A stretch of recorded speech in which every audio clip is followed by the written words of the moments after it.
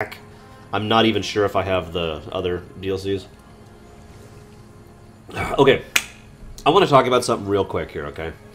I've been quoted as saying that Obsidian makes some of the best games as far as their story of all time, right? And I stand by that statement. I want to express kind of what I mean by this, okay? For those of you who have never heard me say this, I want to stress this one more time. This is story, okay? Plot, characterization, character growth, setting, theme. This is story, okay? Story's over here. Then we have gameplay. Gameplay's really only two things when it comes down to it. It could be arguably three things, but, you know, two things. First thing is the actual gameplay, you know, the shooting and the running and the jumping and whatever the, you know, the function of the actual gameplay is. But the second thing is the interface. Excuse me, let's not dehydrate to death while we're sitting here. The second thing is the interface. For example, there are plenty of games that have perfectly acceptable gameplay, but their interface is so frustrating or has other issues that makes it difficult to enjoy, that kind of thing. There's a third thing, too. We'll talk about that when we get to next week's rumination. So, I hope you guys are looking forward to that, because I sure am. Here's all my notes. Here's your spoiler alert. This is the spoiler. This is the game I'm ruminating on. That's all you get. Hey, Valiant. Hope you have fun with D&D. Oh, if you find the head of Vecna, do the best you can. I've actually had someone put on head of Vecna before. Once in my D&D career. Anywho. But, I mean, Obsidian games. Bethesda games are buggy, too. Obsidian games are more buggy, though. And it's kind of funny because most Obsidian games are built off of another game's engine. Knights of the Old Republic 2, Neverwinter Nights 2, and New Vegas are three excellent examples of this.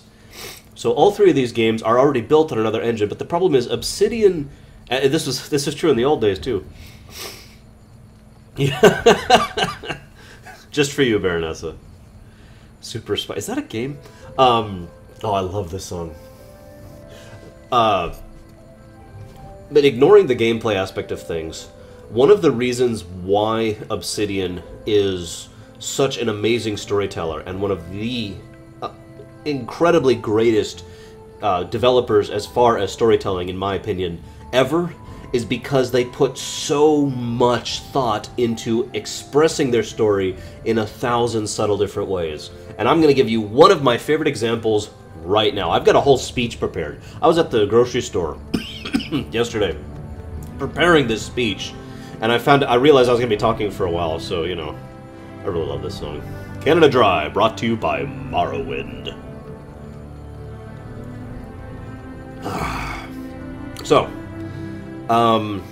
Isaac, it is possible for that to happen, but that being said, it could be argued, and I would agree with this argument, that one of the staples of the Fallout series is to be the guy. You are the guy for your particular area. That was true in 1, in 2, in 3, and in New Vegas.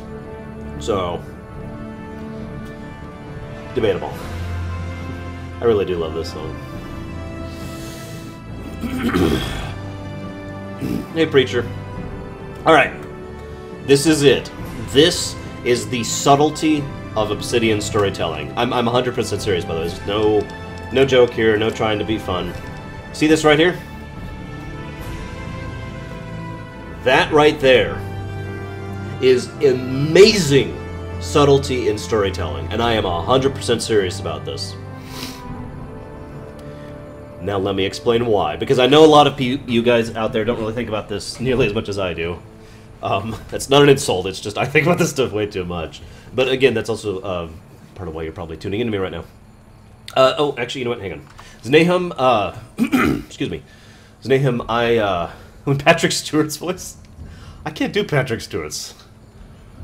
53? No, I can't do it. I was trying to do the... Well, it doesn't matter, but... Damn it, I didn't get rid of the sewing. There, we'll do that. Znahum, the way this works is very simple. Tuesdays, my episodic stuff goes live. For example, right now I'm going through Voyager shortly after... Well, immediately after finishing Voyager, I'll be going through Babylon 5. Wednesdays is the role plays. Right now I'm going through Oblivion. I know exactly what I'm going through immediately after Oblivion. Thursdays is something you'll see. It's going live this Thursday. Fridays is one of my 2 main features. The first main feature would be the ruminations, the thing that kind of got me started on this whole thing.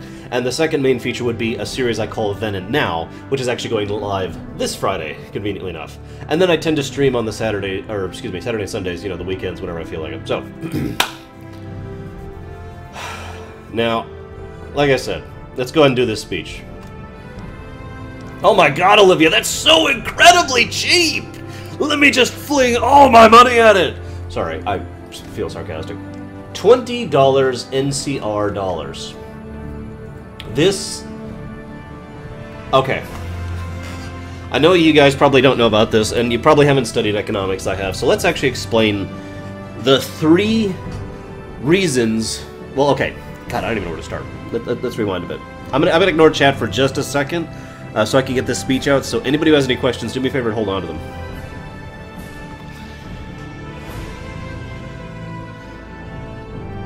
One of the things that any given nation has a desire to do is to implement its own currency. There are 2 huge reasons for this. Number 1 is the very reason why currency exists at all.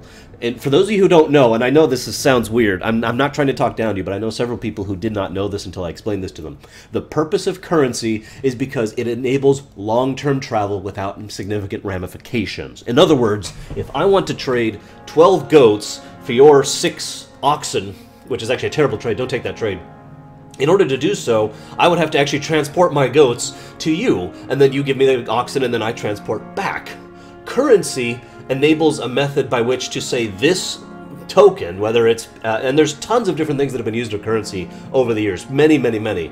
Coins are actually a somewhat more recent thing in the 2400 BC era, give or take.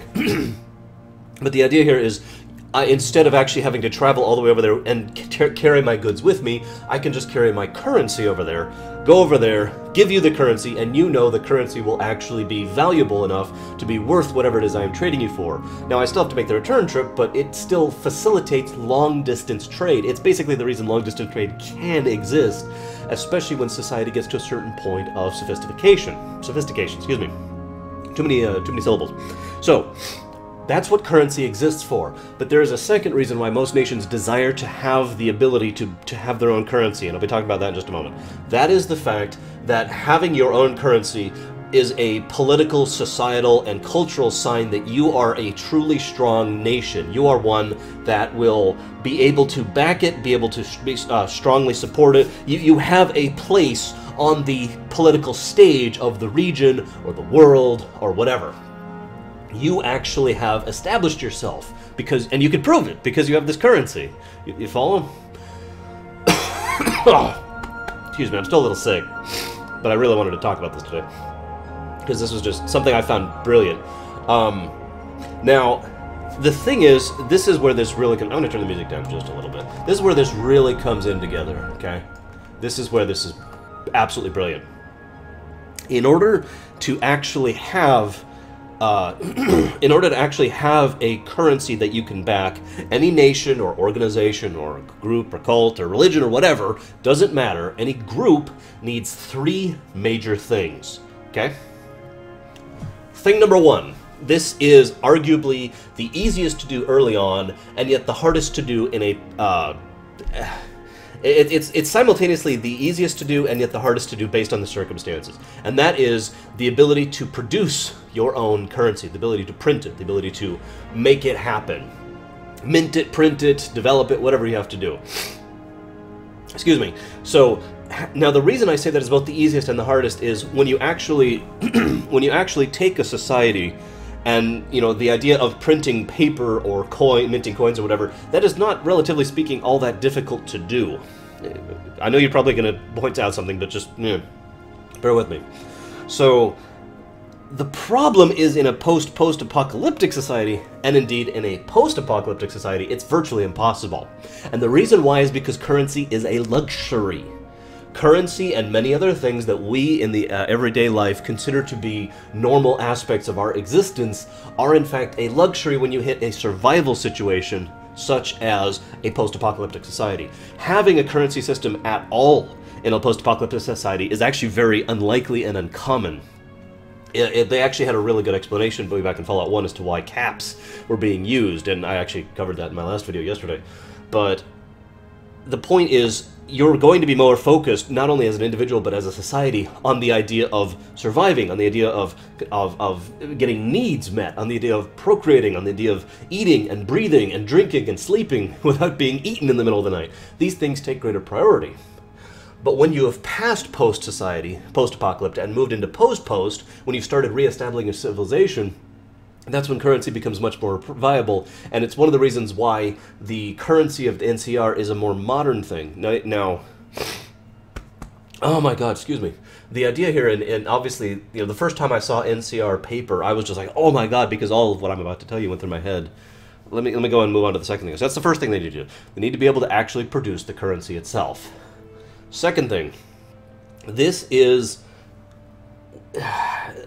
depending on the time frame, this is either the hardest or the incredibly hardest thing to do of these three things, and that is to back it. Now, if you don't understand what that means, allow me to explain as best as I can. Currency is only worthwhile as long as there is some kind of force, usually political or societal or cultural, or on the case of a civilization or a government or whatever, backing it, proving that it has worth. If I give you a $5 bill and you don't agree that that $5 bill has worth, it means nothing. It is completely worthless to me and to you. So I can't exchange that for goods with you now, can I?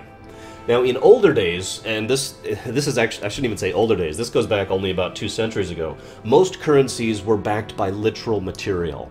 Even here in the States, we had that thing, the gold reserve and all that. And that was true in most nations, going back a very long ways, actually. If you had a currency, you could go and exchange it at proper places for blank of blank. It had backed literal value to it, right? There is one other way, though, to back currency, and this is used today almost to the point of exclusion. But historically, this has happened as well. In other words, to have something backed politically, have something backed based on the government that is saying it. Now this is actually kind of complicated, but the way this works is the United States government says that $5 bill is worth $5, and therefore it is worth, this relative amount of money, right? They will back that. The actual government is backing that, and the government will insist on proper trade being used, and this is so hard to explain with words. The government will. I'm such a bad teacher. The government will basically be willing to step in, and this is true in real life. The government can step in and say, no, you have to accept this trade. This is legal tender. We enforce it, right?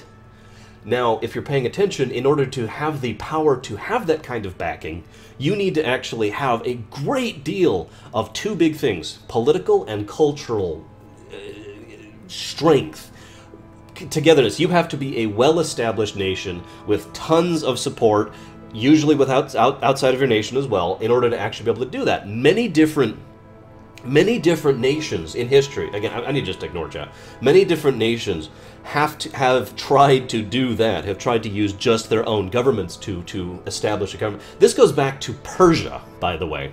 I don't know if you know how long ago Persia was a thing as far as a nation, but there have been instances throughout history where a government has said, we are backing this currency, and this currency is valued, and they didn't have the backing. They didn't have the political power, they didn't have the economic power, they didn't have the military power, they didn't have the societal, the cultural strength necessary to actually follow that up. So people would just be like, nope, don't care, and would not value them.